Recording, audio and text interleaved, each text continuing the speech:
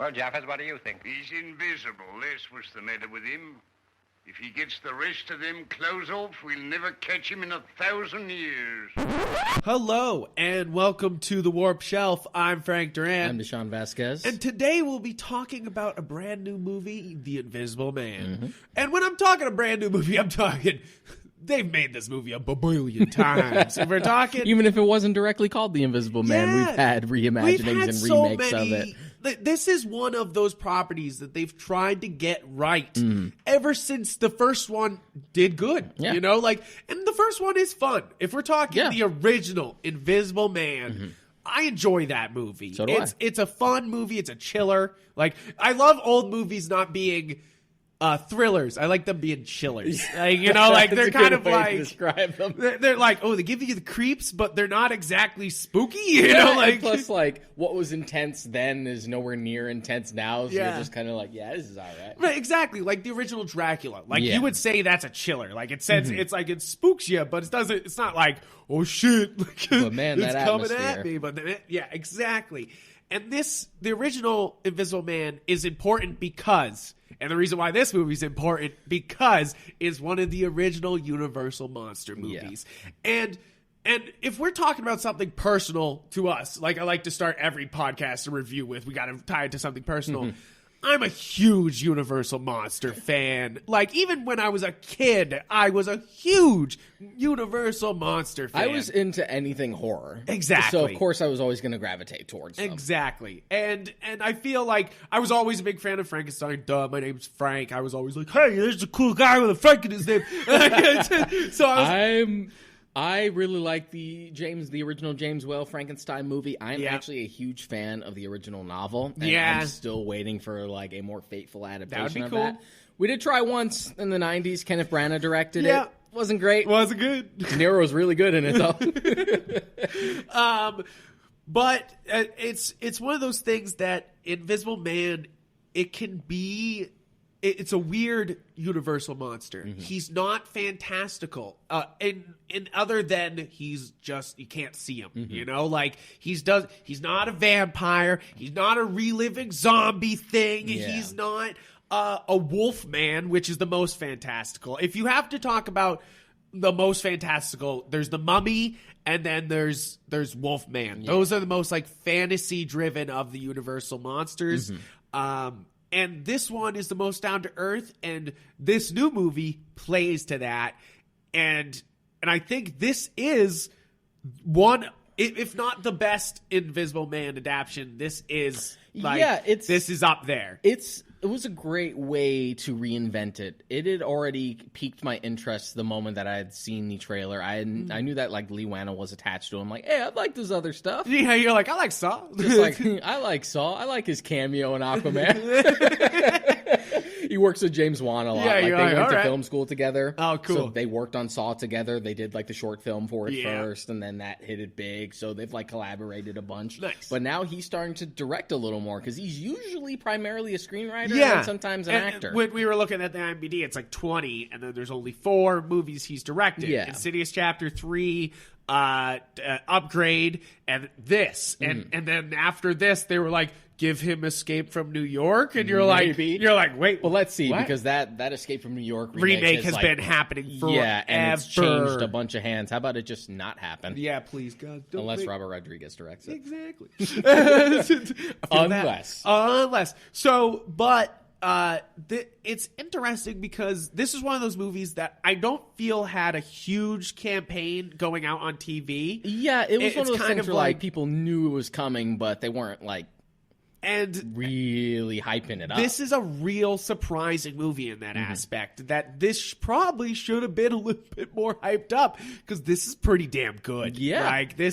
So we're going to talk spoilers in a sec, but if you don't want to hear spoilers, this is pretty damn good. It was tense the entire time. It is a good, tense reimagining of the premise with a good modern twist, and it's well directed and doesn't rely on cheap scares. Yes, this is the best of Hollywood making remakes. If we're talking a Hollywood remaking a movie for the umpteenth time, which literally for the Invisible Man, there's so many. Like because there was a little lapse in who owned it for a little bit, so a lot of people did Invisible Man movies, but remember the Kevin Bacon? Yeah, remember? Oh my fuck, Hollow Man. It's one of those things that you're just kind of like. It's so nice to see them get right here and make it so modern, and it's interesting to see this kind of low budget Universal monster movie, like because even the Hammer movies had a bit of a budget, when we're talking the Universal monsters. The Hammer films had a bit of a budget here. This feels low budget. I know it's not. I know Universal put some money, but it feels like a Blumhouse film. Yeah, it does. And that's kind of the best part about it. Blumhouse has been kind of cornering the market on like these really solid indie thriller and horror films, and I'm all for it. Yeah. So we're getting into spoiler territory. Shut it off if you don't want to listen. No, I'm just kidding. Fucking listen. Calm down. Calm down. Go see this movie. But so we're going into spoiler territory. I like this movie a lot because we're talking about an abuse story. We're talking about this is not the Invisible Man fell into a vat and now he's invisible and he's evil or he's doing crazy things or he's losing his mind. It's not the power fantasy that we've explored before. Yeah. Definitely with the original story. This is more a victim of the Invisible Man. And they put that as the lead. And I love that. I love that it's not about the Invisible Man, but it is, like it's kind of like a Godzilla film where it's like it's about Godzilla, but it's not. For a film called The Invisible Man, the Invisible Man is barely in it. I think he's in it, or maybe he's in it. I just didn't see him. Oh my goodness! So and I mean that's kind of the tension of the movie is. Did you? Yeah, there are a lot of shots where it kind of gives you this false sense of dread. And all it has to do is pan over, and you just see nothing. You just see nothing. A room, a door. They do it constantly, and you're like, shit. But you're just like, but is he there? but is he though? And that's what's so great about this movie is right from the get-go, you feel the overwhelming control of what's his name? Adrian in this movie. Adrian! I wish they did that once in this movie and they didn't. I was waiting for her to be like, Adrian! But she never did that. But it's like you could feel his control literally from the first frame of her moving his hand off of herself. It's one of those things that you're just like, ooh, you can tell there's something wrong, like, immediately. And then they just carry that feeling of control and unease for the rest of the film. And it's kind of great because we delve into this actual, like, trauma story. Like, this is not only a girl who's gone through abuse, but continues to be and then gets gaslit by literally everybody around her into being like, nah, he's dead. He's dead and you can't bring him back, and sure, you could be like, well, that's kind of stupid that nobody believes her, but like, that's the thing about this movie is it's almost every time it's almost believable why they don't believe her. Yeah, here's the thing. Like, everyone always tries to make that excuse when it comes to a horror movie. It's like, man, if I was in that situation, I would do this, I would do this, I would do this. And they're always full of shit. Yeah. Because context is everything. And you're looking at it from the outside. Yeah. So you get to assess the situation. You know what the solution to it is. It doesn't work that way when you're in that situation. Exactly. And I feel like this movie is so great because it feels low budget because there's only like 2 settings in this movie, like there's only the house she is staying at and then the house she was imprisoned at, basically. And I love that about this movie because you kind of knew she had to come back to the house that she escapes from at the beginning, like it's one of those things that she leaves and then the rest of the film you're like, she's gonna get dragged back there. Like, that was too nice of a house to fucking just leave that be, like. And what I love about it is that it immediately just nips the old thing in the bud of just like, well, all you need is some water or some pain or some flour, and this movie's basically over. And they're immediately just like, nope. That doesn't work. There's no immediate solution to this. Yeah, exactly. And I really enjoy that he's not actually fucking with her for most of the movie. You know, like you don't really know if he is for most of it. It's actually sort of up to interpretation how much he's actually involved, because I imagine part of it is just like, I can push her here, I can push her here, and the rest is just going to fall into place. Exactly. And like you were saying, there's even from the beginning, there's those shots where they pan over and it's an empty hallway, and you're kind of like, is he already invisible? And then you're like, no, he's not. Like, but they start that feeling of like, is he already here? You know, like, and I love that they keep that up. I think that if there wasn't a movie like Parasite that came out in the last year, this would be one of the most tense movies I've seen in a long time. But Parasite's a different sort of tense. Yeah, like, very different sort of tense. But this is a very well directed movie. Yeah, I give it up to him here. This movie right from the beginning shows his directing chops. And you hadn't seen Upgrade. No, I haven't seen Upgrade yet. And Upgrade is fun. Yeah, and you haven't seen Insidious Chapter 3, but I've seen a bit of it. Yeah, just because I didn't really like the first one, so I didn't even watch the second one. I watched them. They're good stuff. Like, they're Insidious. They go to the other side. It's PG-13 horror, Frank. Frank, what kind of plebeian do you take me for? PG-13 I'm sorry. horror. I forgot who I was talking to. You're damn right. And I mean, that's the other thing about this movie that I love. The hard R rating. Yeah. You have to give it up that Universal was finally like, because, like, if we're talking them trying to start the Dark Universe, which this is what this is. If you didn't educate people about the Dark Universe? Let's just lay it on him, Deshaun. Okay. Lay it on him. So the Dark Universe was Universal's attempt to sort of, like, cash in on that same success that the Marvel Cinematic Universe has had, but to use what they have as properties for the Universal movie monsters. There have been a bunch of... It's a well of ideas. And it's been done before. Yeah. Back in the day. The Hammer films. The idea was they've tried to get it started. Even before the Dark Universe name was a thing. Yeah. They've tried to do it for modern time. Their first attempt was with the Benicio del Toro, Joe Johnston Wolfman film. Yeah. But that film didn't do well enough to really kickstart it. And to be fair, it's an okay film. It's all right. It's all right. Yeah. It's not like anything crazy. Yeah, I like the makeup when it's not CG. Yeah. They brought like Rick Baker onto it. It looked great. And Benicio del Toro he's great. But it's just one of those things where there was too many hands in that one. That one changed hands a lot, so it kind of became a mess.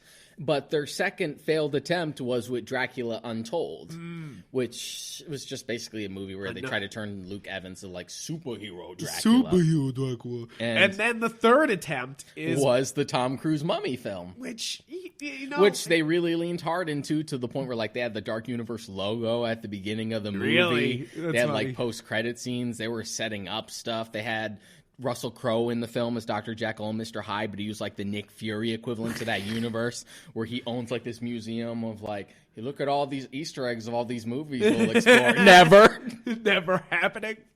Exactly. So there was an Invisible Man film planned back when it was still part of this universe with Johnny Depp. And that's what this movie was. And we got something different out of it. And what's great about this is you were talking about too many hands getting involved in those.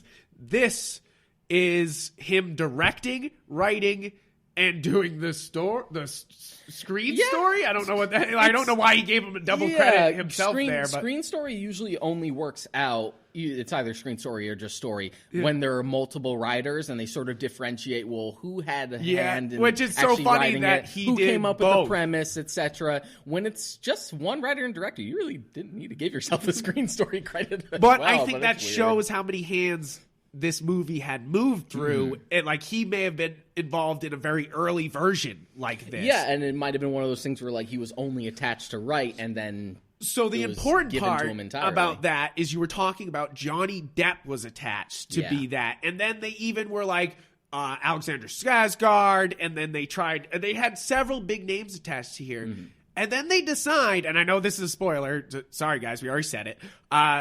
you find out in the end, because it's one of those things about this movie. This movie does the Jaws effect where you don't actually see the villain's face until the end. Yeah. Like, and it's kind of genius in a way because it makes him even more of just this ominous threat. You never know what he's actually going to do because you never know what he's actually capable of. That's always been a fundamental aspect of good horror films is the scariest thing is your imagination. Yeah. And what you don't see is what scares you the most. And it's great when they finally do reveal him because it's not just somebody famous, which I thought it was going to be. Like, I didn't know the voice, but I was like, well, I'm sure it's going to be somebody big. Surprise, you know, it's Matt Damon. Yeah, Matt Damon. Making cameos everywhere. Like, I kind of thought it was going to be somebody big, but then it's just like some handsome dude, you know, like you're kind of like... Which is better off because if you went for a big star, it would just be distracting. It would be distracting, and to hear it feels... It almost makes the abuse even worse that he just seems... normal, and when they come to the final confrontation, he's trying to be like, I'm normal, I'm fine. Look, I haven't been stalking you for literally 30 days inside your hospital room. You know, like it's almost more horrifying that we don't know who, you know, like he's not like a big name. I really love that about this movie, that they didn't show his face. It's like, sure, you're not going to show his face because he's the Invisible Man. You're not going to see him much because he's the Invisible Man. But even the moments when you should see his face in pictures and in flashbacks, you don't. And it speaks to the trauma too. It's like he's not... To her, it's not about his face, who he is as a person. It's just about like this presence that he has, like this ominous force of nature that's just clinging to her, and she can't move on from it. And it's awesome. It's one of those things that they explore this trauma pretty deeply. Like, this is a 2-hour movie, and at points, I feel like that's my one review of my one like tick is that like at points. It feels like it's a 2-hour movie. Like, they feel like they're exploring a thing. They're like, hey, let's explore that trauma a little bit. You know, like... they do it, and do it well. Yeah, they do. But it is kind of funny because they start with that, like, whirlwind beginning, and then it feels very whirlwind even when it's happening. And even when they're exploring things, it's still moving at the same pace. So I'm not saying it has pacing problems. It just feels like... it leans into it having the 2 hours to do it, you know? And that's not a bad thing. But what I like about it is that it's not afraid to take its time. Yeah. And I said that it doesn't rely on cheap scares. Yes. Because as someone who's watched a million horror films, I'm totally desensitized. Like, look, man, jump scares don't scare me. Yeah, when the music stops, I know it's coming. Yeah, I see them telegraphed a mile away. And it's not to say that like all jump scares are invalid, because if done well, it can be an effective tool. It can be really effective. But the problem is it tends to be relied on for a cheap gag. And it's not really so much that it scares you, it startles you, which is not the same thing. Yeah, it's not. Yeah, exactly. You're right. Yeah. And that's what is great about this movie is that it's tense because... not because of the jump scares or you think he's going to jump at you. It's his violence. It's his it's his scary nature. Like, we're talking scary. Like, you kind of are like, well, what the hell can this guy do? Because the first time you see this guy, he's punching through a window to get at her. And you know, like, and you're kind of like, shit, how violent is this guy? And at first you're kind of like, okay, maybe he's not so violent. And then the first time he punches the little girl, you're like, whoa, you're like, oh, fuck, shit, like, and then it just escalates from there. It gets more and more violent, and that's where the movie earns its R rating, and I like it, you know? Yeah, and it doesn't do it without having to be overly explicit. Yeah. It's just you tend to have better freedom when you're just in that able rating, to do it. And so it just tends to usually work out better when you're doing a horror film. Yeah, you're not trying to go to some audience. You're just like, hey, we're doing an adult horror film, you know? Like, we're not trying to fuck around. My issue with horror films that tend to be of like a lower rating, like a PG-13, and it's not that all of them are bad. Like, that was a joke from earlier. Yeah, it's a joke, but it's just one of those things where I feel like the suspension of disbelief becomes a harder thing to sell when you're in a PG-13 horror, because if you're talking about a film that's predicated on horrible things happening, then it's weird when it sort of has that limitation. Yeah. Yeah, when you have to limit the horrible stuff. Yeah, yeah, I feel that. And that's why Wolfman was also R-rated. So this is the only other R-rated of these Dark Universe starts. And oh boy, looks like it works. Yeah, it's wild. We had talked about this when we were coming out, but I think one of the fundamental problems with them trying to build a universe out of like the Universal properties is that they weren't really trying to make them what they were, which was horror films. They were just trying to take the aesthetic of them without having to work for it, without making them scary, and just making them sort of like adventurous or like dark fantasy films. And that's why this movie, and why I feel like a lot of our filmmaker friends or people listening will enjoy this movie. It knows it's a horror film, and it leans into its roots. Yeah. Sure, it's trying to be modern and adapt, but it also knows it's an Invisible Man story. Mm-hmm. Like, that's what I think I love about it, is that it knows what kind of movie it is, you know? Like, and that's not a bad thing. And like, if we're finally being like, hey, this is a horror movie, guys. Like, we're not some dark fantasy. We're not, like you said, they want the dressing, but they don't want to do the work. Yeah, they want the aesthetic. Like, it's just like dark fantasy or adventure film and horror drag. Yeah. It's just so they can sort of keep the look of it in the atmosphere, but without having to actually work for it. Yeah, and here, they work for it. Like, right from the beginning. Like I said, that shot where you don't, It's even before you even know if he can turn invisible, and you're they turn down that hallway while she's getting dressed, and you just sit there searching the hallway with your eyes. And that's what's so effective about this movie, is that because you don't know where the Invisible Man is, the camera directs you to a place, and then you're just searching the frame. You're just sitting there being like, well, where the fuck is he? Like, you're like, where the fuck?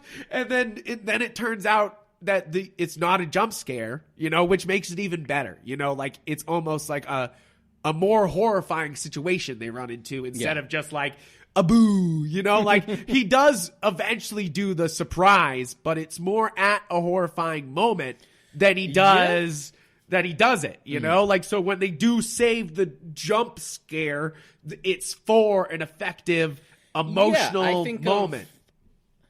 I think the more effective one is, the two big ones to me are when she sprays him with the paint. Yeah. And you finally get oh my God, that suit is. I don't know why I jumped. I really did. And I do jump sometimes in horror movies, but I was like, whoa! And that was the thing, is it was so great because it's what makes Invisible Man effective. He's not on screen, and then he's on screen, and it was like scary. I think the suit also helped. Yeah. Because I think if it was just an outline of like his face, that would have been expected. Like Hollow Man. But because we haven't seen like the full-on suit yet, it just looks like this abstract thing with like a bubbly face. A bunch of eyeballs. And you're just like, I was like, whoa, I didn't realize we entered Full Metal Alchemist here. Fuck me. What the hell is that? And then you finally get the suit, and the suit is so cool. The suit is so cool, and I think the suit is so effective, not because it looks cool, because it does, but because it's kind of based off of a little bit of pseudo's modern science. Like the military has talked many times about using literal cameras to cut, like, film outwards and then use the screens around the cameras to blend into the background. Yeah. And that's what this suit is. It's a fuckload of cameras hiding him against anything. And that's what you were talking about. They throw the paint on them, the dust on them, and they only see him. But they only see him for a second because the suit's able to blend adjust to anything that's thrown on it. So it's like, even when you come to the rain scene that you expect to be able to see him the entire time in the rain. It's going to rain, like, this is over. This is going to be like the big confrontation, because you'll be obviously able to see him as soon as he gets outside, and you're just like, nope. You can't even see him, and you're like, shit. It's funny because this movie keeps you tense for a very long time, and it doesn't let you go. Even in those scenes in the rain, I felt like that was some tense ass shit, because like, you're like, I shouldn't be able to see him. Where the hell is he? And then whenever he grabs somebody, you're like, whoo! Like, you're just like, he is strong as fuck. And it never, he's definitely strong, but I don't feel like it ever gets too ridiculous, which is kind of my problem with Hollow Man. Yeah. Just as a brief stint, Hollow Man was an attempt to sort of reimagine the Invisible Man story, like in the early 2000s. I like that movie for what it is. It has a really good pace up until you get to about the climax, where it's just about like this egotistic scientist who starts to like lose it and starts to take advantage of his powers and starts to do really terrible things. Then you get to the third act and it suddenly becomes an action movie.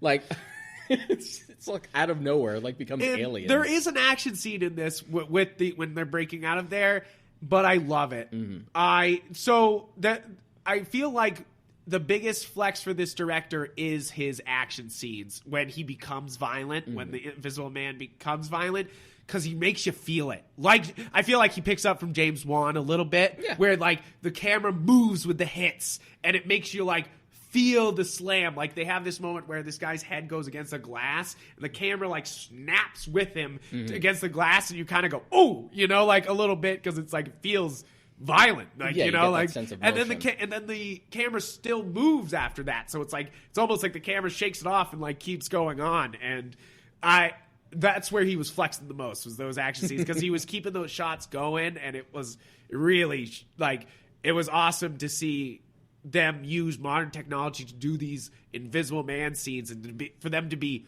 flawless. Like there was no moment where I was like, yeah, that didn't look so good, you know, like. The only time I ever thought that was the waves at the beginning for the intro, where they were doing the waves. Yeah, the waves and like they had the opening credits. For some reason, I was going to say something to you immediately. I was like, those waves don't look so good. Like, I was like, I don't know if they did a good job. But then I was like, oh, it's a title sequence. I'll let it go. Yeah, it's just like I don't know how essential these waves are going to be for the film. I know, but even there, they give you that illusion that he's going to wear a suit that's just a normal face because they have the water just dripping down over the letters. And you're kind of like that. The opening credits almost works as a red herring. Yeah, it does. Because you think, she's like, well, the biggest problem would be water or anything that can stick to them. Yeah. So I feel like the opening credits are there just like as an intentional misdirect, which is great. I have to give it up to Elizabeth Moss. She does a fantastic job in this film. First off, you got to give it to her for doing such a great trauma. Like she really, like, you feel it. Like you feel her pain. Yeah, you feel like this is like a woman on the edge. Yeah, but the other thing you have to give her up for is she does these fight scenes with this Invisible Man, and it looks fucking good. Like, yeah, I'm wondering how much of that was just like generally just choreographed on her end, or how much of it was just like she was on set with someone in like green pajamas, exactly, and like doing the scene. I'm like wondering what the differential is, because it looks good, and they do a good job, and it's also because the suit adapts to things that I think it does a good job, because you don't have that weird outline effect going on that they do for Hollow Man and a bunch of other ones. Either that, or even going for like the easy sort of like, well, it's invisible, but you can kind of see the shimmer, like Predator. Yeah, and they don't do that here. And I think that's one of the most effective parts of this movie, is you never have that, like, I can sort of see him, like, because that always is kind of dumb. Like, you know, like sure, in Predator it's used for an advantage, like, you know he's close, like, but here it's the other way. It's like, you know he's close, but you don't know where the fuck he is, you know, like, except in the few scenes where he's like breathing or something like that, where you can see it, but like otherwise you're like, I can't fucking see that guy at all. But I feel like it's important that this is a horror movie, and that it's like, lo and behold, you actually try to make one of these a horror movie. You give it to someone who knows what he's doing. Yeah. Someone who actually has a passion for it. Because I think, like, Blumhouse, like, fought to try and get, like, some of these properties over there. Exactly. Because they're just like, look, guys, you guys have tried a few times. And Blumhouse seems to be doing really well. And they seem to be making the money. I think even before they made the deal, Blumhouse said, Jason Blum had said, I would love to get those. Bring them over here. We'll treat them right. We swear. We'll treat them right. And to be fair, he's treating them right here. Yeah. So I was talking about Elizabeth Moss doing a good job, and the guy who played Invisible Man did a good job. But everybody else in the cast does a really good job. They're all like sort of. They're all. This is a big cast. Yeah, for a monster film, I feel like, but it doesn't feel blundered. Yeah, it still feels pretty self-contained and intimate. Yeah, it doesn't feel too big, like it's out of control. No, it's like it's only the people that are important to her. Yeah, and that's also the people that he fucks with. You know, like and that's what works so effectively. And I feel like everybody does a fantastic job in this movie. I don't think there's any weak players here, like other than some of the guards walking up and being like, you're like, guys, he's dead on the floor. Get your shit together. Like, yeah, there was only like one shot where I kind of rolled my eyes, where it's just like, freeze. Yeah, you're like, well, I swear he stands there for what felt like 30 seconds, giving like the Invisible Man just time to shoot him. Yeah, you're like, shoot that gun. Just shoot him. Just shoot the man. These are not normal circumstances. Just fucking shoot him. But I think I feel like the conclusion is really well done. It's like we have it builds up to the rain scene, which you think is going to be the big climactic, like, holy shit, and then they build that into even further. Yep. And then it's like it keeps going, and then you have the big twist at the end with the brother, like, yeah, the brother being in the suit. And I thought, and even then, that's not it, you know, like, that's not like what I thought was going to happen. In a good horror movie way, yeah. You know, like in a way that you killed the monster, but you didn't fucking kill the monster. There he is, you know. Yeah, like, and I thought that's where we were going to leave off. It's yeah, just like, me too. Well, we won, but he's still out there. And they who did knows where we're going to go with that. That would have been so easy for them to be like, oh, but he's still out there. Yeah. Like, and that's the way you end Halloween. That's the way you end Jason. That's the way you end Freddy. It's like, it's the way you end horror movies. But they wanted to give her justice here. Yeah. And they let her, you know, like, they let her get justice on him, and it's good, you know, like, it's one of those things that you're like, yeah, like, you're like, yeah, get some payback.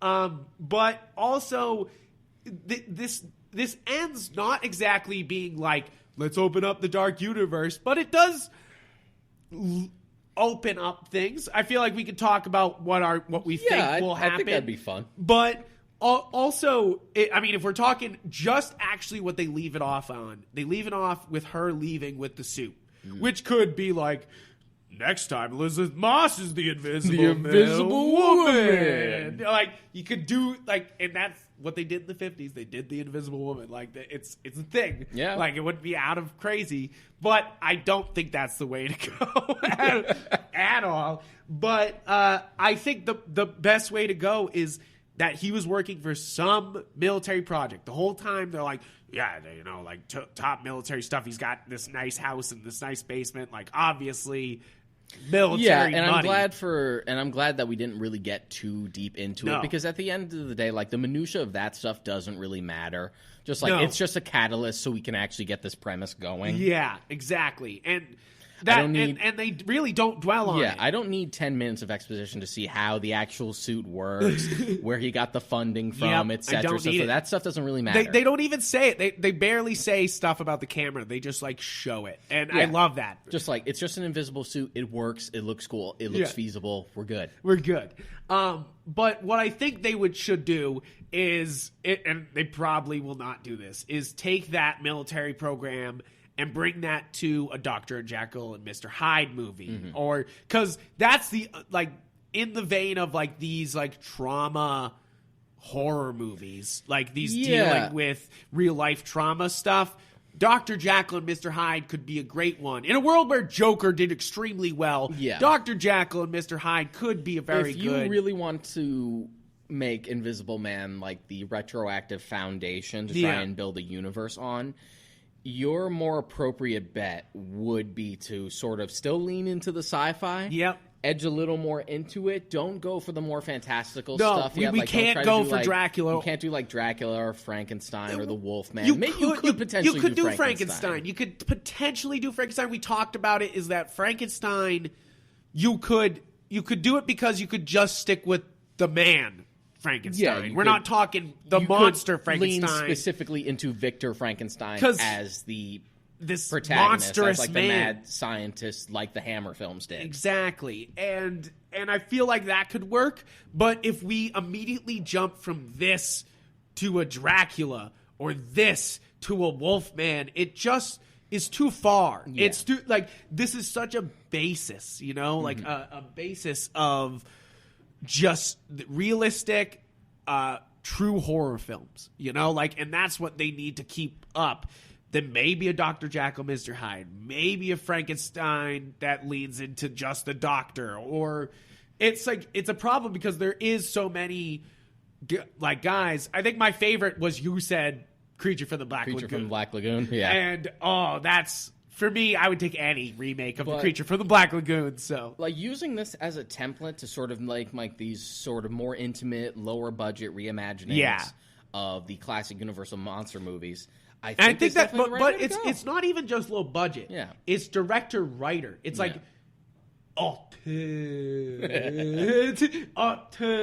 horror film. You know, like singular vision horror film. That's what we need to lean into. Is that, and I'm sure that's what the idea behind this was, to be like, hey, let's go individual vision ones instead of trying to go with a bunch of different ones. I think a Jekyll and Hyde film in the same style, and I don't think you've seen this, in the same style of, say, like a movie like Split could be very well done. Yes. No, I've seen most of Split. And yes, exactly. It could work like that. That movie could have just been Dr. Jekyll and Mr. Hyde updated, you know? Like, it could have been just like, yeah, that works. Like, but it's funny because this is a hard starting place for a Dark Universe thing, but it feels the most appropriate start. I'd say just because you finally made a good one. Yeah, you finally made a good one. But that's also sort of the basis. Like, you just take one film at a time. Worry about the crossover shit later. Yeah, exactly. I don't need Wolfman and Frankenstein meeting in the next fucking movie. You know, like, I just don't. Like, give me another beautiful, tense horror film, and that's what this was. And that will keep building. Yeah, you know, like, you can just play it safe. Yeah. You could have, like, a mention of the other movies. Like, it's as simple as what they did for, like, Iron Man 2 when they mentioned the Incredible Hulk, where it was just, like, on the news. Yeah, right. On TV. Just like, and he's like, still word on that. He's like this invisible man. Yeah, who, like, right. killed all these people and tried to frame his girlfriend, stuff all like it that. takes. And then you're just like, oh, wow, okay, so it takes place in the same universe. It's the same place. And then if you hit a couple home runs after that, you keep doing well, then you can potentially think about, how do we organically move these pieces all together? Yeah. And that's the thing, is Universal monsters didn't start crossing over for real until, because that's the thing, is we're talking Universal monsters.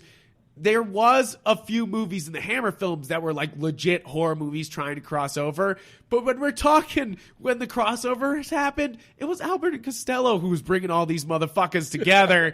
And those movies are the real, like, if we're talking, like, Endgame's the best crossover of all time, you show literally Albert Costello with the Frankenstein monster werewolf man. So what you're telling me is we need the Blumhouse reimagining of Abbott and Costello first. No. Is that what you're saying, no, Frank? but, I think that's what you're saying. But P and Keel in the monster universe.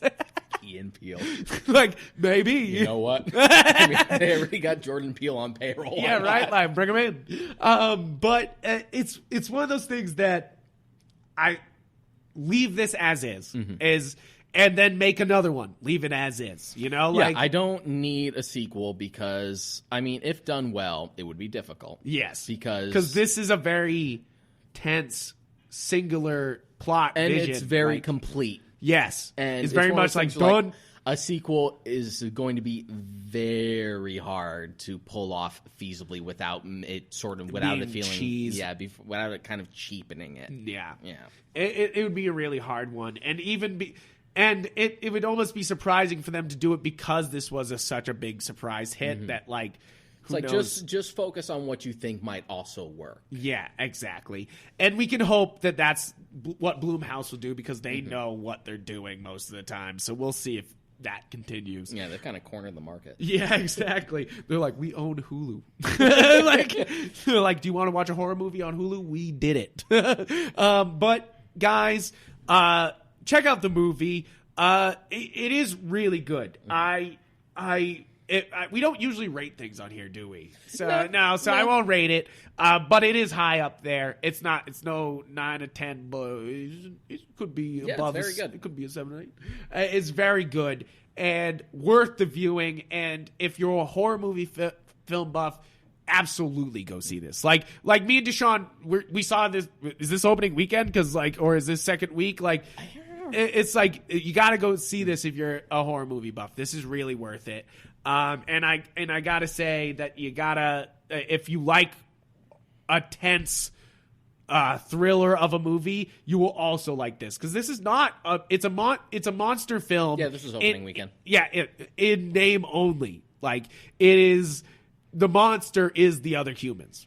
Any good horror movie will show is that the real monsters are the humans. They're going to do something with it, whether it be try another property or make a sequel to it, because it's doing well. It's doing really well. The budget was about $7 million. It's already made $50 million. Wow. So it's just you're good. You're good. So, guys, go see it. Go check it out and listen to our other podcasts. We have plenty of other movie reviews, video game reviews, all that nice stuff. And you can listen to anywhere you listen to your podcasts. And be sure to check out the site that we post on, Galaxy of Geek. Yep. We have plenty of reviews on both of them. Check out our Twitters to be able to tweet at us and tell us that Invisible Man was a piece of trash and we're wrong. So, tell us. And then, we'd love to talk to you guys. So please comment down below on everything.